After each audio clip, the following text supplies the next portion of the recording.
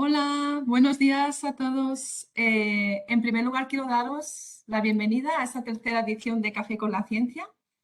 Quiero pediros que por favor mantengáis durante toda la sesión vuestras cámaras y vuestros micrófonos apagados para que no tengamos ningún problema técnico durante el webinar. Y nada, me presento. Mi nombre es Esther y trabajo como coordinadora de proyectos de investigación en la Fundación Científica de la Asociación Española contra el Cáncer. Y bueno, deciros que la Fundación, además de financiar proyectos de investigación en cáncer, para nosotros también es muy importante el conectar, ¿no? El fomentar el networking entre nuestra red de investigadores, es decir, todos vosotros, para que compartáis vuestras experiencias, vuestros resultados, ¿no? Y los avances que vais consiguiendo con vuestros proyectos. Y este es uno de los motivos, ¿no?, por los que el pasado mes de octubre iniciamos con esta iniciativa, ¿no?, del Café con la Ciencia, coincidiendo además con el 50 aniversario de la Fundación Científica, es decir, llevamos ya 50 años dando apoyo a la investigación en cáncer de calidad en España con la finalidad de aumentar tanto la supervivencia como la calidad de vida de las personas que padecen esta enfermedad. Y bueno, un poquito el objetivo, ¿no?, de estas sesiones científicas es que cada primer jueves de cada mes nos reunamos todos juntos durante una horita, nos tomemos un café y hablemos de los resultados y avances que estamos consiguiendo, ¿no?, con algunos de los proyectos que estamos financiando. Y bueno, en cada una de las sesiones pues nos centramos en un tipo de cáncer o un tipo de terapia. Y en concreto en la sesión de hoy vamos a hablar sobre el descubrimiento de nuevas dianas terapéuticas para el tratamiento del cáncer de tiroides.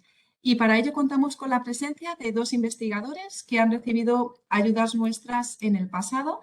Tenemos el placer de contar con el doctor Piero Crespo del Instituto de Biomedicina y Biotecnología de Cantabria y también con la doctora Cristina Montero del Centro Nacional de Investigaciones Oncológicas. Bienvenidos a los dos. Y si os parece, vamos a empezar con la doctora, con Cristina Montero.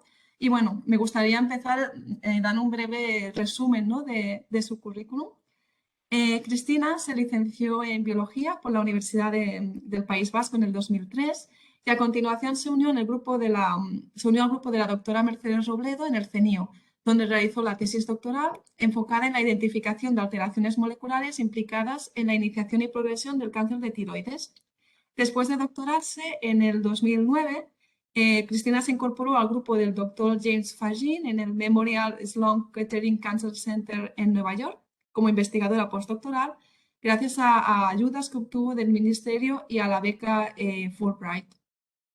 Luego, bueno, durante su postdoc, Cristina se centró en la caracterización de los mecanismos de resistencia a inhibidores de tirosina quinasa en cáncer con mutaciones en el gen BRAF, definiendo un tratamiento multidroga que mejoraba la respuesta antitumoral en modelos preclínicos de cáncer de tiroides. Luego ya en el 2015, Cristina volvió al grupo de la doctora Robledo y recibió una ayuda nuestra para dar apoyo a investigadores postdoctorales, una ayuda del tipo AIO, lo que permitió a Cristina finalizar un proyecto centrado en la identificación de alteraciones moleculares que cooperan con el oncogen RAS en el desarrollo del cáncer de tiroides, dando lugar a una publicación en el 2017.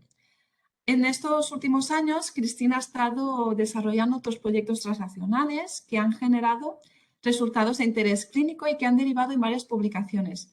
Y en la actualidad, Cristina es investigadora principal de un proyecto financiado por la Asociación Americana de Tiroides. Ahora, Cristina, me gustaría pedirte que compartas tu presentación y bueno, con muchas ganas de conocer tus resultados y los avances que vas a compartir con nosotros. A ver. Perfecto, Cristina. Pues todo tuyo. Ay, a ver. ¿Ahora? Ahora. ¿Se ve? Perfecto. Sí. ¿Se me oye bien? Sí, sí. Vale. Bueno, pues muchas gracias por por esta presentación y desde luego muchas gracias a a la Asociación Española contra el Cáncer porque ha sido clave, me ha dado continuidad en mi vuelta a España y desde luego me ha permitido finalizar un proyecto de investigación que dejé abierto y bueno, que otros compañeros del laboratorio de Fellin también me ayudaron a resolver y que bueno, pues que luego he podido comenzar otras líneas investigadoras en el laboratorio de Mercedes Robledo, en el que me encuentro ahora y bueno, pues muy agradecida por la oportunidad que me disteis. Entonces, bueno, mi línea de trabajo, mi objetivo siempre es investigar cáncer de tiroides. Y bueno, el cáncer de tiroides pues es el tumor endocrino más frecuente. Existen dos estirpes celulares que pueden dar lugar a dos tumores muy diferentes. Uno es, voy a utilizar esto. Uno es la célula folicular tiroidea, que veis que delimita lo que es el folículo de la glándula tiroidea, que es una célula epitelial y que da lugar a la inmensa mayoría de los tumores. Y luego está la célula parafolicular tiroidea, que solo representa el 2% y que da lugar a otro tipo de tumor, que es el medular, que es un tumor neuroendocrino del que no voy a hablar hoy. Entonces, el tratamiento primario que se da a los pacientes con cáncer de tiroides es una cirugía que consiste en resecar la glándula tiroidea y un tratamiento ablativo con radioyodo. Y más adelante voy a hablar un poquito del radioyodo. Bien, que sepáis que es un tipo de tumor muy heterogéneo, que podemos encontrar formas benignas y que evolucionan a formas tumorales ya de carcinoma diferenciado y histologías avanzadas donde el cáncer está ya de diferenciado. El pronóstico está asociado a esta progresión de diferenciación y vamos viendo cómo en las formas más diferenciadas es letal, mientras que en las formas diferenciadas normalmente tiene un pronóstico muy bueno. En cuanto a la molecular, bueno, pues la vía de las máquinas es fundamental. Veis que la inmensa mayoría de las alteraciones que desencadenan un carcinoma tiroideo son BRAF, RAS, fusiones en RET y por lo tanto son alteraciones de la vía de las maquinasas y luego pues evolutivamente pues, durante la progresión se acumulan otras alteraciones. Los dos puntos de investigación más translacionales del área están dirigidos a conocer qué es lo que convierte un carcinoma tiroideo en un tumor que ya no responde a la terapia con radioyodo y también en tratar de reducir el número de tiroidectomías diagnósticas. ¿Y qué quiere decir esto? Pues lo que quiere decir es que no hay manera a través de la evaluación citológica ni molecular de distinguir ciertas entidades benignas de nódulos malignos, de manera que se necesita operar al paciente y extirpar al menos media glándula para finalmente definir si el nódulo que tiene ese paciente es benigno o no. Luego se están haciendo muchísimas cirugías innecesarias porque no existe una herramienta que realmente permita distinguir entidades benignas de malignas. Entonces, mucha enfermedad de nódulo tiroideo es sobreoperada porque no se puede, no se sabe, no se puede distinguir lo que es bueno de lo que es malo. Lo que necesita simplemente un seguimiento de lo que necesita una cirugía. Pero bueno, ahora me voy a enfocar en lo que es la refractoriedad al radioyodo, que digamos que es lo que va a desencadenar un peor pronóstico y la fatalidad de la enfermedad en la inmensa mayoría de los casos. Donde, bueno, pues realmente hay un mal pronóstico y, bueno, pues la base de todo está en la expresión del transportador de sodio-yodo NIS, que se encuentra en la membrana basal de la célula folicular tiroidea y que se ocupa de incorporar el yodo en el coloide, en el interior del folículo, para que luego se incorpore a una macromolécula que se llama tiroglobulina, de la que luego se sacarán las hormonas tiroideas. Pues la base de la terapia del cáncer de tiroides es este transportador, y que se lleva utilizando desde hace 80 años, se lleva utilizando esta terapia, que es una terapia selectiva, que es citotóxica. Una vez se incorpora el radioyodo en la célula folicular tiroidea, mata la célula y además selectiva porque solo se incorpora en aquellas células que expresan este transportador y que está casi restringido a las células folicular tiroideas. Luego, es una de las primeras terapias selectivas que se conocen y que es altamente efectiva. ¿Qué pasa? Que en los tumores refractarios este transportador ya no se expresa o al menos no se localiza en la membrana basal y entonces el radioyodo no puede entrar y se ha quedado alguna reminiscencia de célula cancerosa tras la cirugía primaria. Esa célula puede hacer lo que le dé la gana porque ni se ve por imagen ni se puede matar por el método tradicional, por el método de tratamiento clásico. ¿Cuáles son las vías de señalización que hay detrás? Muy fundamental, pues la vía de señalización TSH-TSHR, la hormona estimulante tiroidea que se une a su receptor y activa una cascada que promueve la transcripción y por lo tanto la síntesis del transportador de radioyodo. y que esta vía está directamente inhibida por factores de crecimiento que activan la vía de las MAC-quinasas. ¿Qué pasa en un tumor tiroideo? Pues que esta vía está sobreactivada porque es la vía que concentra las alteraciones drivers del cáncer de tiroides. En un tumor refractario, ¿qué es lo que sucede? Pues en un tumor refractario esto ya no puede pasar porque esta vía está hiperactivada, de manera que ya se inhibe la expresión de NIS y entonces el radioiodo rebota, no puede entrar en la célula folicular tiroidea. Entonces, claramente la refractariedad al radioiodo está asociada a la intensidad de la señal de la vía de las MAC-quinasas. Entonces, bueno, en modelos celulares ya vimos cómo, bueno, pues claramente esto se podía demostrar y aquí os enseño uno de los modelos con los que trabajamos en el pasado, que es un modelo DOX inducible generado en el laboratorio de Feijin y básicamente podéis ver cómo al digamos que tratar las células con doxiciclina y activar el interruptor del oncogen, vemos cómo se activa la vía de las MAC-quinasas, el efector fosfoER que está altamente fosforilado y hay una pérdida de expresión de NIS brutal. ¿Qué pasa en modelos murinos preclínicos? Modelos murinos. Bueno, pues en modelos murinos lo que vemos es que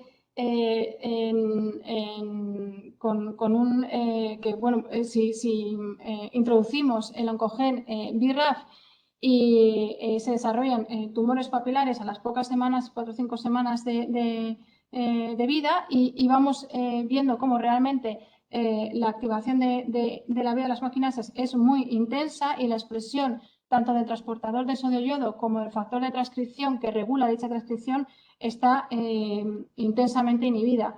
Si ahora lo que hacemos es inhibir esta vía con un tratamiento, con un MEK inhibitor, durante 6 horas somos capaces de restablecer la expresión de este factor de transcripción de NIS y esto repercute a las 12 horas en una reexpresión del transportador. Entonces, estos hallazgos que se realizaron ya antes de 2013 venían a decirnos que realmente había una implicación terapéutica muy relevante en la inhibición de la vía de las MAC-quinasas. Y fueron la semilla, junto con otros estudios, para pensar en estrategias de rediferenciación terapéutica. Entonces, esto llevó al primer ensayo clínico de rediferenciación que se publicó en el año 2013, en el que, bueno, pues claramente lo que se vio es que tras un tratamiento intenso durante 4 semanas con un MEK inhibitor, selumetinib, pacientes que eran portadores de mutaciones en RAS o en BRAF eran capaces de recaptar lesiones metastásicas de estos pacientes, eran capaces de recaptar radioyodo. Lesiones que no se veían antes de la inhibición intensa con MEK inhibitor no eran visibles con un PET scan con radioyodo y sí que lo eran tras un tratamiento agudo con MEK inhibitor.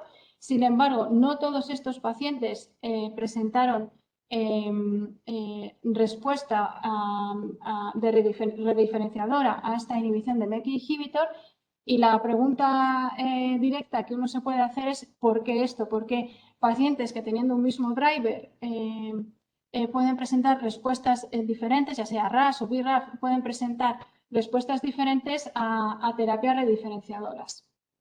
Entonces, el trabajo que voy a explicar hoy va un poco dirigido a tratar de averiguar qué eventos cooperan con RAS en la progresión del cáncer de tiroides y la relevancia que estos hallazgos han tenido para pensar en por qué unos responden mejor que otros a terapias rediferenciadoras. Entonces, aquí veis un poquito otra vez el esquema que os he presentado antes, cómo mutaciones en RAS se producen muy temprano en el desarrollo de los tumores tiroideos y cómo están presentes a lo largo de todas las entidades de cáncer tiroideo. En modelos murinos se sabe que RAS per se no tiene capacidad transformadora, es decir, que necesita segundos eventos y en este sentido se realizaron trabajos muy interesantes que realmente demostraron cómo que la pérdida acumulativa o daño o alteraciones acumulativas en las cascadas de señalización de RAS eran fundamentales para alcanzar la capacidad transformadora de este oncogen.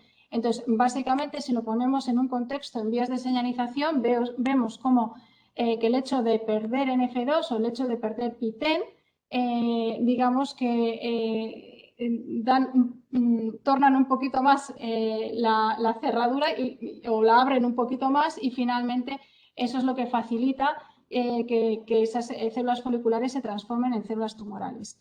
Claro, ahora pensemos, si la vía de las maquinasas es la vía que desencadena la de diferenciación y la falta de respuesta a radioterapia, dependiendo de qué evento coopere con RAS, podemos pensar que la respuesta de esos tumores a terapia con radioyodo puede ser diferente. Entonces, lo que decidimos fue caracterizar de una forma sistemática estos eventos que podían cooperar con RAS. Por lo tanto, lo que quisimos hacer fue hacer esta caracterización mediante un modelo in vivo, un ratón que bueno, pues expresaba un oncogen HRAS en célula folicular tiroidea, y lo que se hizo además fue introducir un modelo de mutagénesis in vivo basado en la transposasa Sleeping Beauty. Entonces, este modelo consiste en que tenemos en un cromosoma insertado múltiples copias de un transposón, expresamos la transposasa, que va a ser una enzima que va a hacer un corta y pega de estas secuencias que se van a insertar de forma totalmente aleatoria en el genoma del ratón. Como consecuencia, cuando este evento tenga una funcionalidad que repercuta en la transformación de la célula cancerosa, bueno, si se inserta en una región génica que tiene un valor transformador en la célula folicular tiroidea, vamos a tener entonces el desarrollo de un tumor y vamos a ser capaz de detectar la inserción mediante la localización, porque estas secuencias de transposón tienen unos tags que nos van a permitir localizar dónde se han producido esas inserciones. Entonces, básicamente lo que hicimos fue cruzar el ratón HRAS específico de célula folicular que expresaba el oncogen en célula folicular tiroidea, más el modelo de transposón-transposasa, y lo que vimos efectivamente es que pasábamos de tener una penetrancia de cáncer mínima con mutaciones oncogénicas en HRAS a tener una penetrancia significativamente superior en presencia de este modelo de transposón-transposasa. Y bueno, pues básicamente el tipo de tumores que fuimos capaces de ver iban desde tumores diferenciados a tumores más pobremente diferenciados, y el análisis por Next Generation Sequencing de los sitios de inserción génica de estos transposones nos llevó a identificar 47 genes candidatos que estaban afectados por inserciones de transposón en al menos 3 de los tumores analizados. Entonces, este sería lo que es el print de cada uno de los genes identificados y de los tumores que fueron analizados de forma exitosa. Entonces, uno de nuestros primeros candidatos fue PTEN, lo que venía a validar nuestro modelo, porque ya sabíamos que ratones con activación con el oncogen HRAS más una pérdida de PTEN desarrollaban tumores, desarrollaban cáncer tiroideo. Y bueno, y además vimos que haciendo un enriquecimiento de anotación funcional de esta serie de genes, veamos cómo realmente se agrupaban en dos anotaciones concretas. Y una era la vía de la cascada de señalización de RAS y vía PI3K, lo cual, pues bueno, pues otra vez validaba un poco lo que ya se sabía, pero además había un conjunto de genes que estaban involucrados de forma significativa, había un enriquecimiento en lo que era la notación de organización de la cromatina. Entonces, procedimos a validar en tumores humanos lo que estábamos viendo en modelo murino, a ver si realmente los genes que habíamos identificado por Sleeping Beauty acumulaban o presentaban alteraciones en tumores humanos. Nos fuimos a la serie del TCGA, que era una serie que se había publicado y que se conocía por análisis de exomas qué mutaciones tenían en todos los genes codificantes del genoma. Y efectivamente, bueno, pues vimos que sí que había un incremento había algunos tumores que tenían alteraciones, pero lo que fue más interesante es que al analizar una serie de tumores de histologías avanzadas, había una mutación, una frecuencia elevada de mutaciones, perdón, y voy a ir a partir de aquí, estos son los drivers, estos son los de Sleeping Beauty. Vemos como que había una alta frecuencia de mutaciones en aquellos involucrados en la organización de cromatina, así como en PITEN. Luego, realmente, la novedad de nuestro estudio se centraba en el hecho de que funcionalmente habíamos visto cómo los remodeladores de cromatina de complejos como SOE-SNF y como ataxina 7 realmente estaban frecuentemente mutados en histologías avanzadas y tenían habíamos con el modelo murino validado o demostrado funcionalmente que colaboraban con RAS en la tumorogénesis tiroidea. Entonces, un estudio reciente que voy a enseñar a continuación ha desvelado cuál es la implicación terapéutica de estos hallazgos realizados en 2017. Entonces, este estudio de este mismo año lo que ha demostrado es que mutaciones en el complejo de remodelación de la cromatina SOA-SNF, entre ellos ARID1B, ARID2, son capaces de promover la progresión de la enfermedad de cáncer de tiroides y además insensibilizan esos tumores a terapia rediferenciadora. Y os voy a enseñar una de las figuras finales del artículo que, bueno, pues realmente tiene una gran relevancia clínica y aquí veis una serie de pacientes que están, una serie de pacientes que participan en ensayos clínicos de rediferenciación.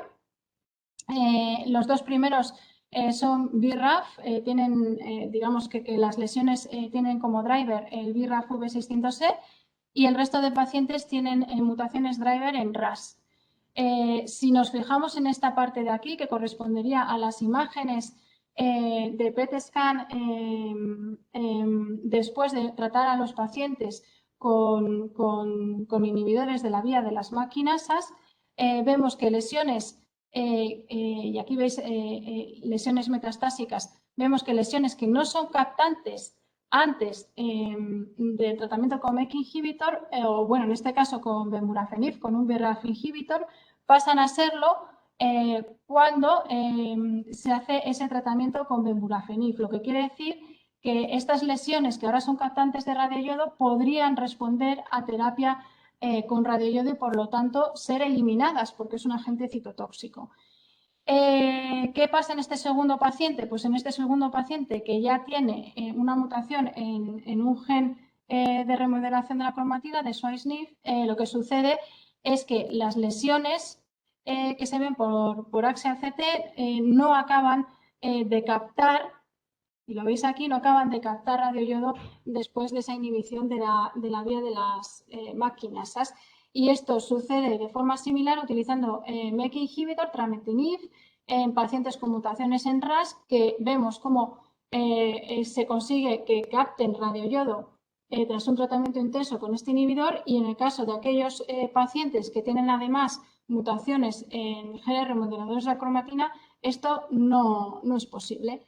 Y bueno, pues esto tiene una explicación funcional que, bueno, no voy a entrar en detalle aquí, pero básicamente que tiene que ver con lo que es la remodelación de la cromatina, la función que hace este complejo y el hecho de que es irreversible y que al ser irreversible, por mucho que inhibamos la vía de las maquinasas, si afectan a regiones reguladoras de factores de transcripción como PAX8, que es el que regula la expresión de NIS, no se puede revertir. Entonces, estos pacientes no serían candidatos a terapias de rediferenciación. Entonces, con esto concluir que, bueno, pues de este estudio de caracterización funcional de eventos que cooperan con RAS, se llegó a este complejo y de este complejo se vio que tenía mutaciones frecuentes en tumores avanzados y que además promovía insensibilidad a radiodiferenciación.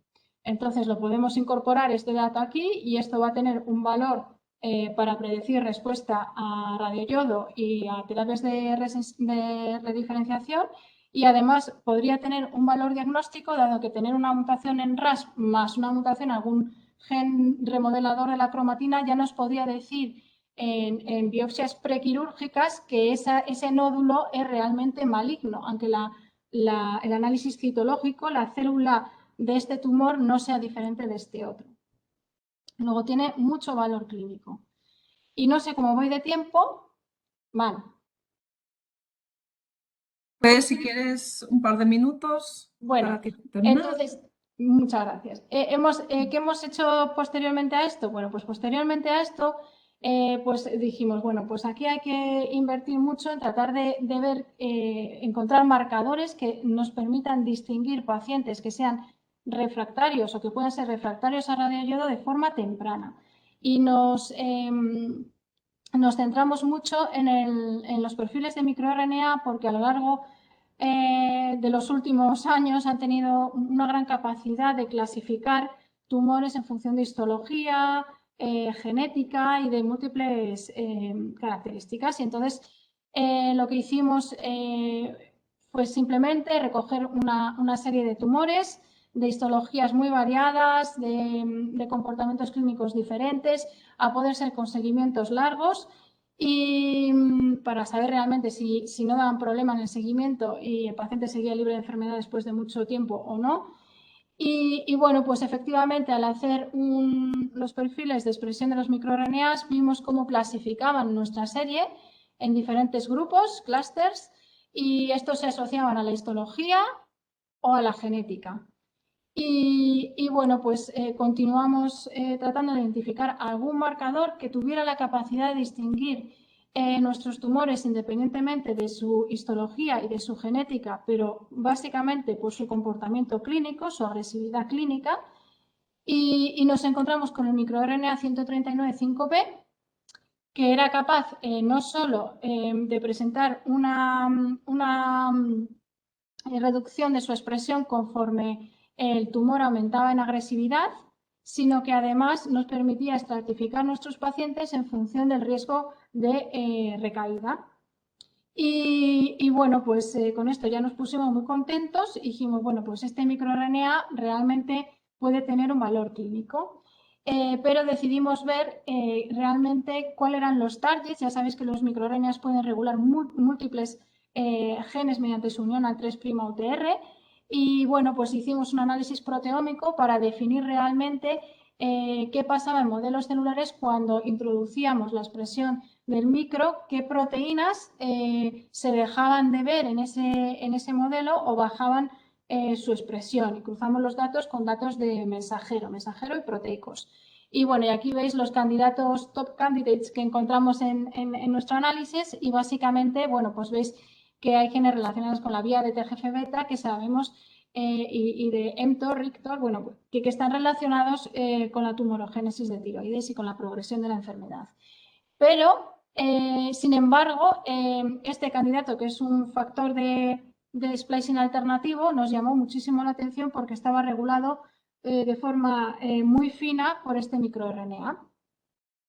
Y entonces hicimos una serie de ensayos funcionales en los que no voy a entrar en detalle, caracterización por RNA sequencing de perfiles de expresión de splicing alternativo, y llegamos a una serie de candidatos en los que, bueno, bajo la regulación de la expresión de esta proteína, que era el principal target que identificamos del micro, veíamos cómo las isoformas codificadas por genes en concreto pasaban de dominar una isoforma, la isoforma canónica en este caso, a estar dominada la expresión por una isoforma alternativa en ausencia de este factor de splicing alternativo.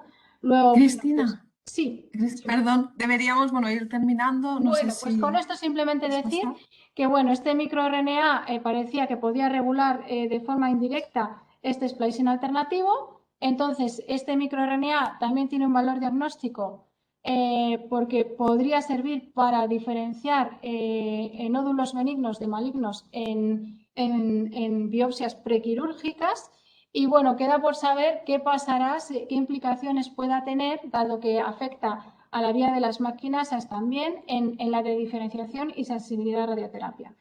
Y con esto, finalmente, decir que ahora nos estamos centrando en los mecanismos de inmortalización del cáncer de la célula folicular tiroidea, de cómo pasa de ser una célula con un número de divisiones limitada a ser una célula inmortal.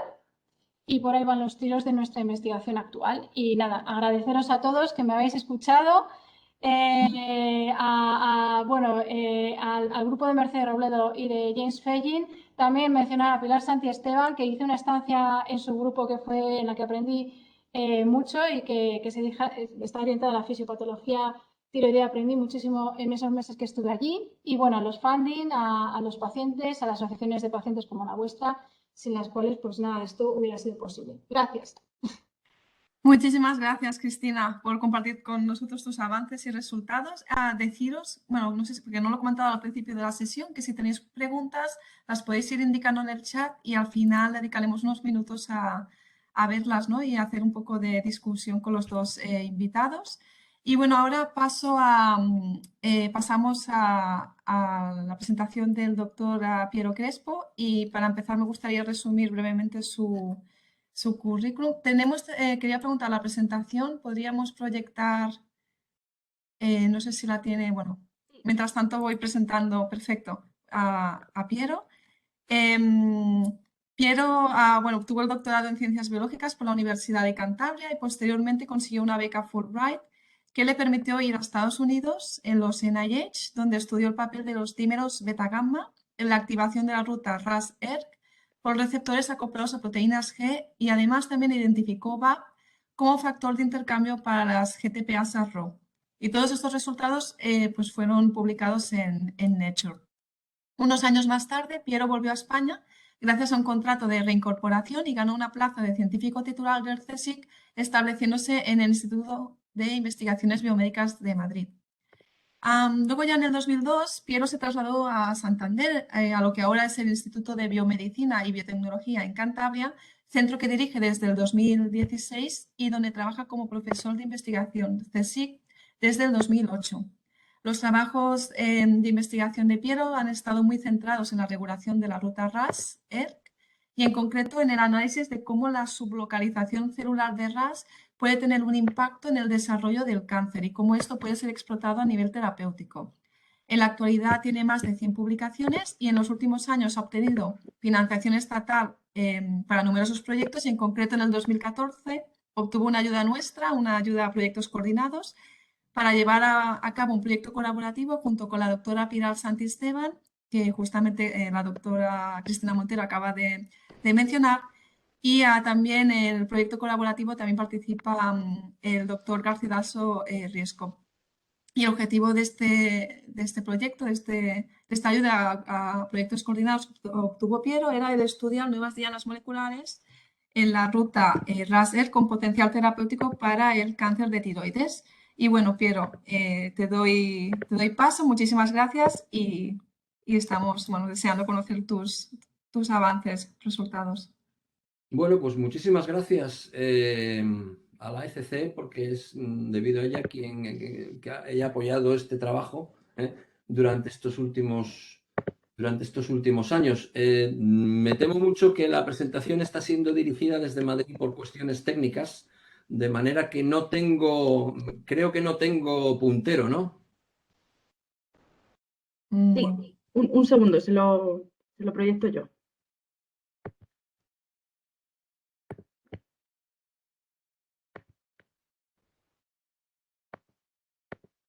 Sí, pero en cualquier caso yo la puedo manipular desde aquí, puedo pasar no. yo y puedo, ¿no?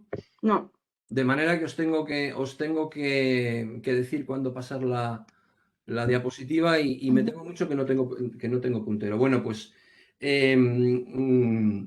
yo como bien se ha dicho en la presentación, el interés de mi grupo es la ruta RAS-ERK y debido a que componentes de esta ruta están mutados y son los responsables de muchos cánceres de tiroide, pues nos hemos centrado en este caso en este tipo de tumores, ¿no? Si me pasas la siguiente diapositiva, Le agradezco mucho a Cristina que ha hecho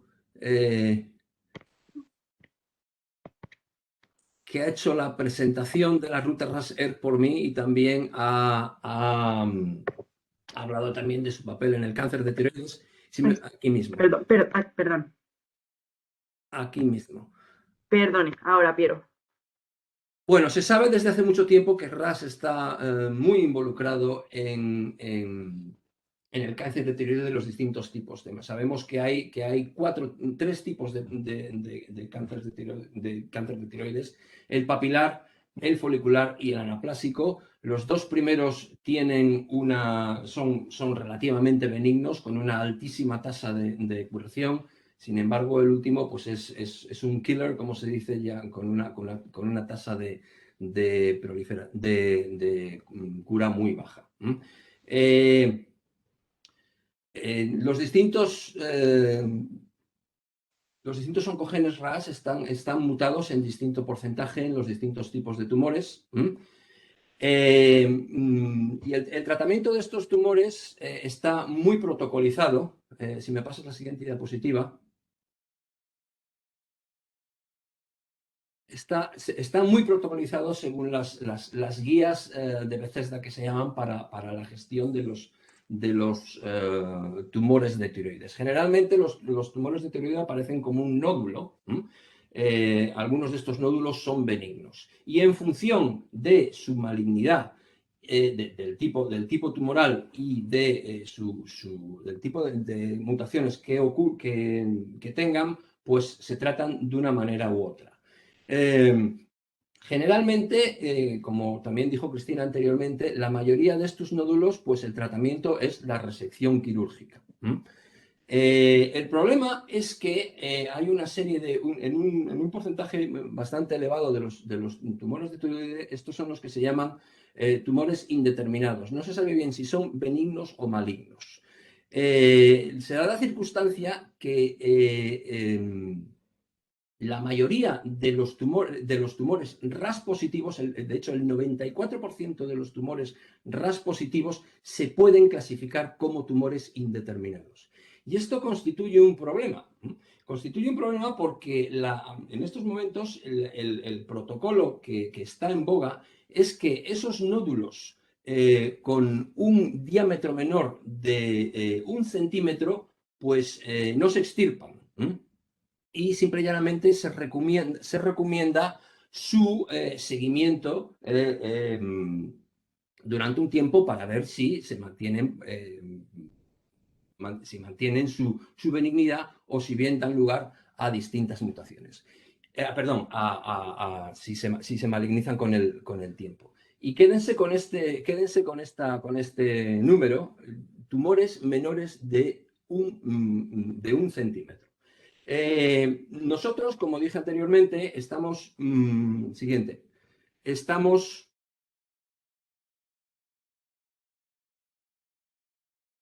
desde hace mucho tiempo interesados en cómo la ruta RAS-ERK induce señales de malignidad.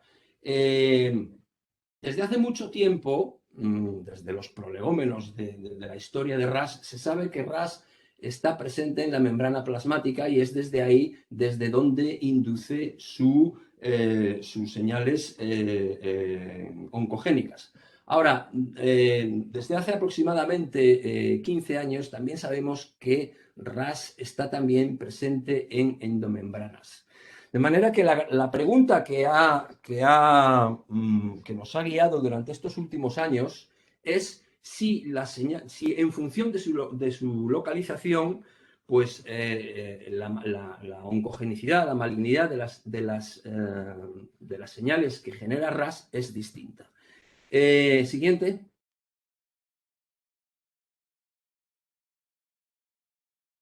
Esto hemos visto que es así, porque en función de su sublocalización, hemos visto que RAS induce la activación de distintos efectores, ¿sí? Y esto, siguiente,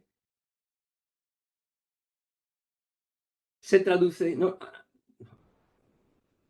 y esto se traduce en en el control de la expresión génica completamente distinta en función de su sublocalización, tanto en cuanto al número de genes activados específicamente desde las distintas sublocalizaciones, como el número de genes activados específicamente desde cada una de las sublocalizaciones. Estos son trabajos que hicimos hace muchísimo tiempo, de una manera bastante pedestre, pero que hemos continuado en años subsiguientes, tal y como muestra este trabajo recién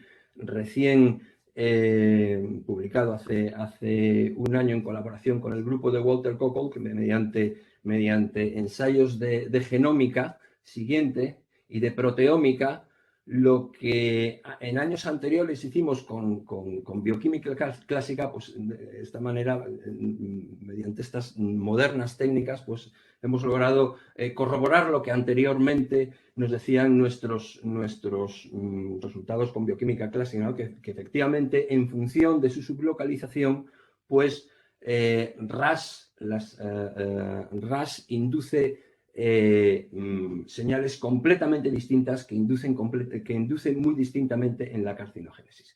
Entonces, esta ha sido la pregunta que nos hemos hecho en el cáncer de tiroides. Es ver si en función de su sublocalización RAS puede inducir distintos efectos transformantes, distintos efectos oncogénicos en las células de tiroides. Y para esto hemos utilizado un modelo bastante interesante que hemos puesto a punto en nuestro laboratorio, que es el modelo de la metástasis, de la tumorogénesis en el embrión de pollo.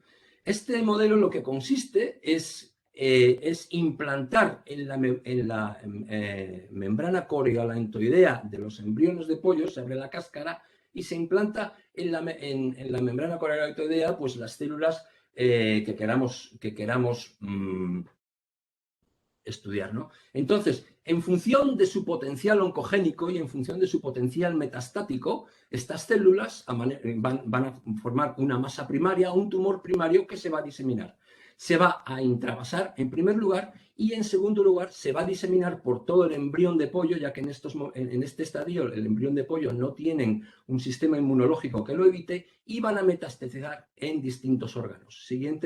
De manera que con el paso de los días, lo que se hace es se extirpa el pollo, se extirpan los distintos órganos y se detecta la invasión y el número, y se cuantifica la cantidad de invasión mediante un análisis de qPCR por secuencias específicas de la naturaleza de las células que implantamos. Si usamos células humanas, pues utilizamos secuencias SALU. Si utilizamos células de otras especies, pues usamos secuencias específicas de esas especies. Entonces, lo que nosotros hemos hecho para estudiar las células, la carcinogénesis sitioespecífica inducida por RAS en tiroides, ha sido coger, una serie de construcciones que hemos hecho, que hicimos hace ya bastante tiempo, y lo que hacen son dirigir específicamente a HRAS activado a las distintas sublocalizaciones donde se encuentra naturalmente, mediante distintas cues, mediante distintos anclas moleculares. Por ejemplo, para enviarlo a lipid rafts, a balsas lipídicas, lo que utilizamos es la señal de meristoilación del ECK. Para mandarlo a membrana desordenada, el dominio transmembrana de CD8. Para mandarlo a Golgi utilizamos el receptor de Cadel y para enviarlo al retículo endoplásmico utilizamos la señal M1. Lo que hemos hecho con estas construcciones ha sido transfectarlas en tirocitos PCCL3, que son tirocitos normales. Y lo que hemos observado, lo que primero observamos es que en función de su localización, la masa, el tamaño del tumor primario era completamente distinto. Como podéis ver aquí, por ejemplo, los tumores inducidos por RAS, a ver, no os puedo. Los tumores inducidos por RAS en el retículo endoplásmico, el primero, o desde balsas lipídicas, el segundo, son muchísimos más grandes que las inducidas desde membrana desordenada o aparato de Golgi, el tercero y el cuarto. Sin embargo, cuando miramos al potencial de diseminación de estos tumores inducidos por RAS desde sus distintas sublocalizaciones, observamos que el panorama cambia completamente. Esos tumores, esas señales de RAS que inducían tumores más pequeños, por ejemplo, desde membrana desordenada y el aparato de Golgi, eran las más metastáticas, las que tenían más capacidad de intravasar y las que tenían más capacidad de inducir metástasis en los tumores. Siguiente.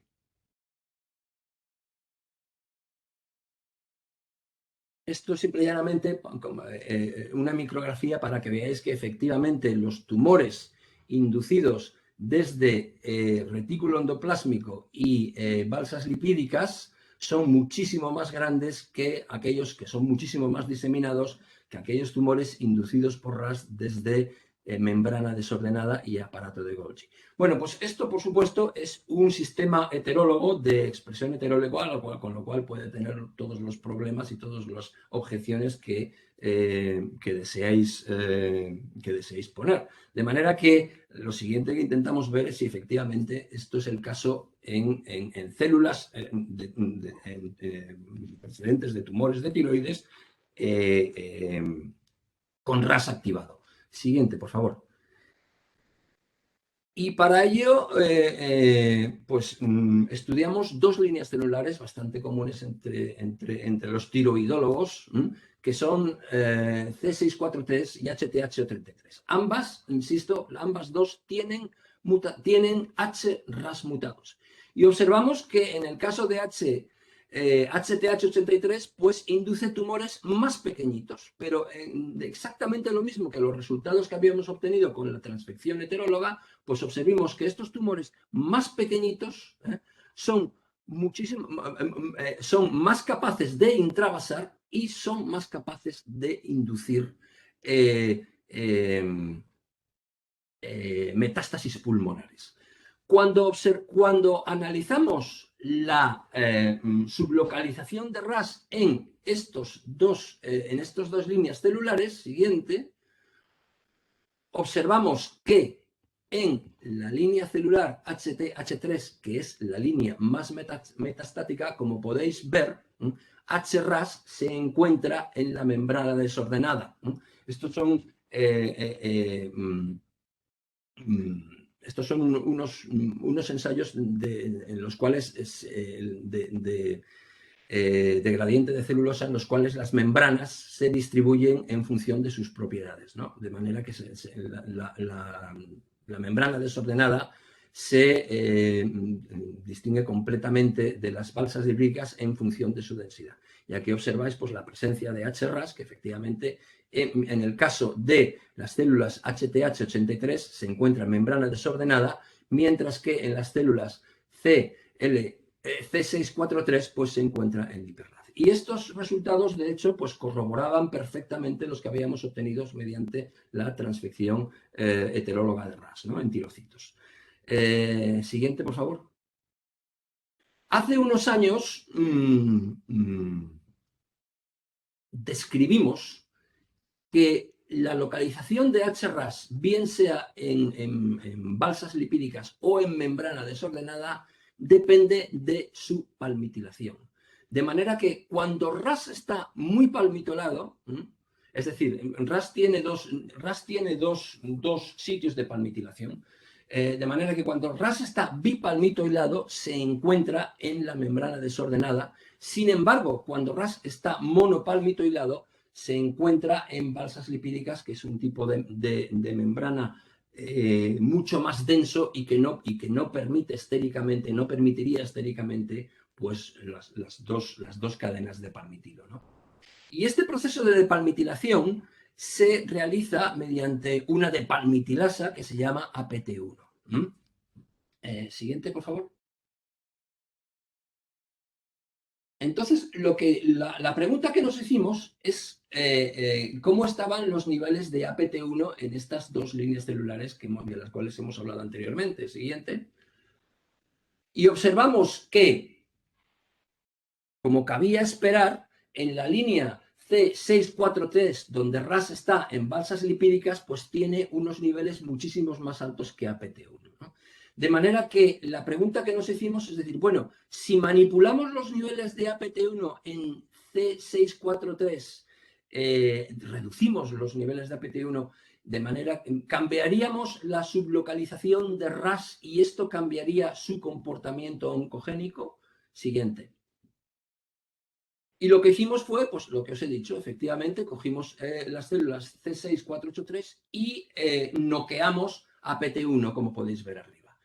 Y al noquear APT1, pues observamos que RAS cambia completamente su localización desde balsas lipídicas en las células parentales a membrana desordenada en las células en las cuales habíamos noqueado APT1. Siguiente. Y lo que observamos es que efectivamente al noquear APT1 cambia completamente el comportamiento tumoral de las células. Al noquear APT1, esta línea celular genera tumores más pequeños, pero más metastáticos. Es decir, que si somos capaces de alterar la sublocalización de RAS, observamos que su comportamiento tumoral cambia absolutamente. Siguiente. Y en el caso de HTH83, pues hicimos todo lo contrario. HTH83 inicialmente con RAS en la membrana desordenada tiene niveles muy bajos de APT1 y lo que hicimos fue sobreexpresarlo, simplemente sobreexpresarlo. Y observamos que al sobreexpresar APT1, de nuevo, cambia completamente o parcialmente la sublocalización de RAS desde membrana desordenada a balsas lipídicas. Y esto tiene como consecuencia, siguiente, que estas células en las cuales hemos sobreexpresado APT1, pues forman tumores más grandes, pero con menor potencial metastático. Piero, Sí. lo siento, bueno, siento cortarte, digo, deberíamos ir terminando.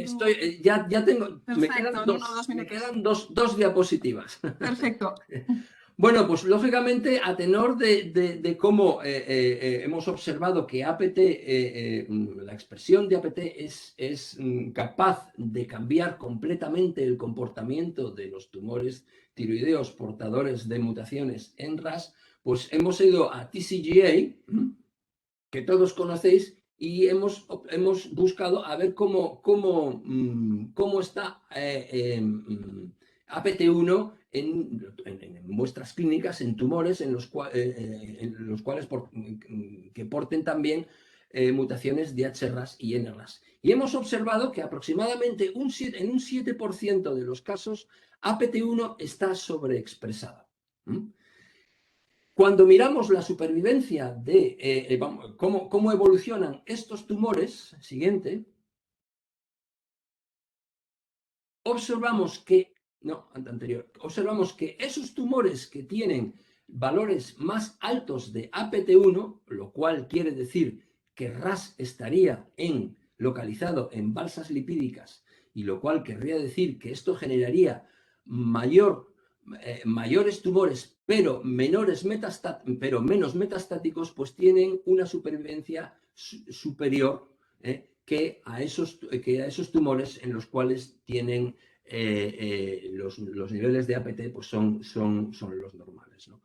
¿Y qué quiere decir esto? Pues para acabar, lo que quiere decir esto, siguiente, es que a tenor de nuestros resultados, el que los nódulos con un diámetro menor de 1 centímetro se dejen sin tratar puede ser problemático. porque si estos nódulos, si estos tumores tienen RAS mutado, a tenor de nuestros resultados, estos tumores van a tener un potencial metastático considerable, probablemente mayor que nódulos mayores que son resecados. De manera que nuestros resultados cuestionan este procedimiento. Y por otro lado, lógicamente, lo que indican nuestros resultados es que APT1 es un marcador, sería un marcador de evolución tumoral en esos tumores de tiroides que porten H o NRAS mutados, porque todo lo que os he contado con HRAS también hemos visto que se aplica a NRAS. Y en estos momentos lo que estamos haciendo pues, es efectivamente intentar establecer APT1 como un marcador tumoral, con lo cual nos estamos encontrando con más problemas de los que desearíamos, ya que los anticuerpos, por un lado, los anticuerpos comerciales contra APT1 son muy malos y por otro lado también se da la circunstancia de que las muestras histológicas con RAS son bastante pocas. Y esos son los tumores, esos son los problemas en los que nos estamos encontrando en estos momentos. Y con esto acabo. Muchísimas gracias. Muchísimas gracias, Piero. Muchísimas gracias a los dos por compartir bueno, vuestros resultados, los avances conseguidos con vuestros proyectos. Es realmente bueno, súper interesante, ¿no? Ver en el caso, bueno, que esto lo ha explicado con un poco más detalle Cristina, ¿no? El mecanismo, o sea, cómo las mutaciones en la vía de RAS, ¿no? Repercuten en la resistencia terapéutica que luego que observamos para ese tipo de cáncer, ¿no? La resistencia a la terapia con yodo radioactivo. Y bueno, luego toda esta importancia de no solo la vía RAS, sino de otros procesos que pueden actuar en coordinación con la vía RAS y la localización en sí de la proteína, ¿no? de RAS, el impacto que tiene en la progresión tumoral y la formación de metástasis. No sé si hay alguna pregunta por parte de los asistentes. Bueno, tengo aquí el chat abierto mientras tanto. Mira, empiezo con una pregunta para Cristina. Y es esta cooperación de los procesos o sea, de proteínas involucradas en la remodelación de cromatina que habéis observado que coopera con RAS. ¿Sabéis si también tiene lugar en otros tipos de tumores? ¿Tenéis alguna referencia? O sea, lo habéis visto para cáncer de tiroides, pero no sé si tenéis alguna referencia para otros tipos también. Bueno, al mismo tiempo que se modeló los tumores, cáncer de tiroides, se modeló cáncer de vejiga. Lo que pasa que el fenotipo de los ratones no era exactamente el que se observa en humanos. Pero bueno, más bien lo que se vio ahí fueron, claro, no se llegó a hacer el análisis tan exhaustivo. Y no se llegó a encontrar pues que genes remodeladores de cromatina, no se llegó a ese punto. Pero bueno, si ya nos vamos a datos en tumores humanos y hablamos de concurrencia, de alteraciones, yo creo que sí que, bueno, todo el complejo de SWI/SNF yo creo que ahora mismo está muy en auge. La letalidad sintética, cuando encuentras mutaciones en más de uno de los elementos del complejo o dependiendo del tipo de tumor, o sea, es un campo en auge. Que coexista de forma significativa, que ocurra con mutaciones en RAS, no tengo un dato claro de que se haya visto en otro tipo de tumor. Pero vamos, todo lo que es la remodelación de la cromatina ahora mismo es un campo muy en auge. No sé si estoy respondiendo bien a la pregunta. Sí, es perfecto. Vale. Gracias, Cristina. Y estoy viendo, es que, a ver, os felicitan por las presentaciones. Vale. Tengo también otra pregunta. Mira, hay una duda en el chat. Dice, me surgió la duda de la necesidad de testar en tiroides mutaciones en RAS-BRAF de rutina. Yo trabajo en clínica y antes se determinaba BRAF como orientación, pero no en las guías clínicas como obligatorio. es un poco lo que comenta, bueno, lo que comentaba Piero, ¿no? En el sentido de que en las guías aparece que la cirugía pues, es necesaria a partir de un determinado una determinada dimensión del nódulo, ¿no? Pero claro, solo se está considerando este criterio. O, Pero bueno, bueno, igual el doctor Piero puede responder, sí. pero sí que los paneles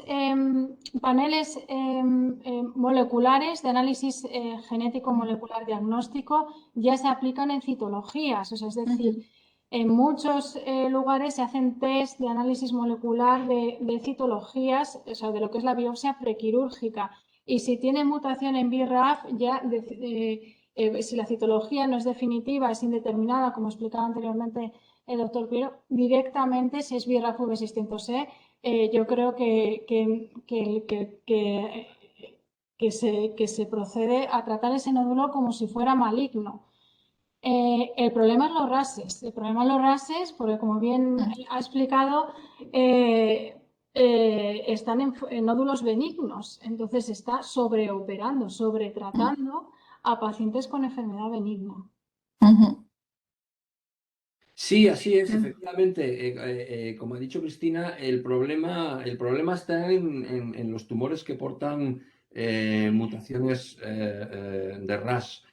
Anteriormente yo creo que no estaba protocolizado su análisis mutacional fundamentalmente porque no tenía consecuencias terapéuticas, ¿no? Generalmente pues los inhibidores de BRAF no funcionan para tumores con mutaciones en RAS, y los tumores de MEK pues también funcionan, perdón, los inhibidores de MEK pues tampoco son muy efectivos, de manera que la cuestión era ¿para qué? En estos momentos, ahora con el advenimiento de los nuevos inhibidores de KRAS, pues igual se empiece a mirar algo más. Sí es cierto que las mutaciones en KRAS no son tan habituales en cáncer de tiroides, ¿eh? Y además los inhibidores en el mercado en estos momentos son específicos de una determinada mutación que tampoco es muy habitual en cánceres de tiroides. Pero vamos, como creo que he dejado patente en mi presentación, la verdad es que si efectivamente un tumor indeterminado tiene mutaciones en HRAS y es un tumor pequeñito, bueno, igual es mejor sobreactuar, ¿no?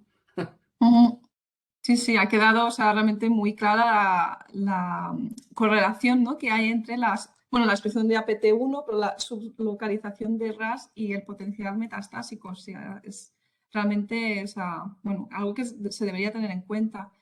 Y bueno, ya para terminar, hay una pregunta concreta que es para Piero, y es que te preguntan en qué tipo de tumores tiroideos estáis haciendo los estudios, porque si bien al inicio has comentado lo de las líneas ATC, dice que en los últimos estudios de los que has hablado no lo has concretado, eran... Sí, las líneas que hemos utilizado son de tumores anaplásicos. Vale. Anaplásicos. La verdad es que no hemos centralizado nuestro estudio en un tipo concreto, ¿eh? Porque en lo que respecta a volumen de tumor primario, vamos a llamarlo así, y potencial metastático, lo que hemos observado en las pocas líneas que hay, en las muy pocas líneas que hay con H y N RAS mutados, es un problema. De distinto tipo, pues se comportan todas iguales. Pero insisto, aquí la verdad es que es una buena pregunta en el sentido de que no nos hubiese encantado restringir o restringir o tener las muestras suficientes de cada tipo de tumor para sacar conclusiones tipo de tumor específicas, vamos a llamarlo así. Pero por desgracia, el número de líneas celulares que hay es tan bajo, pues que no nos hemos podido centrar en un determinado tipo de tumor.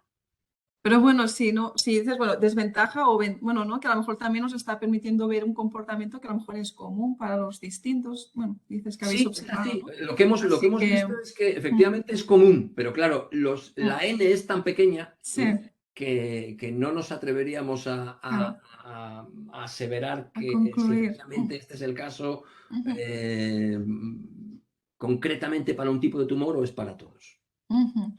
Perfecto, pues muchísimas gracias. Creo que ya, bueno, debemos ir finalizando la sesión. Quiero dar las gracias a todos los asistentes y, bueno, y a los dos ponentes por vuestras presentaciones y, bueno, y que tengáis en cuenta que la próxima sesión de Café con la Ciencia, que tendrá lugar en enero, será el 13 de enero, si no me equivoco, el segundo jueves de enero, para que no coincida con las vacaciones de Navidad. Y ahí vamos a hablar sobre inmunoterapias de nueva generación.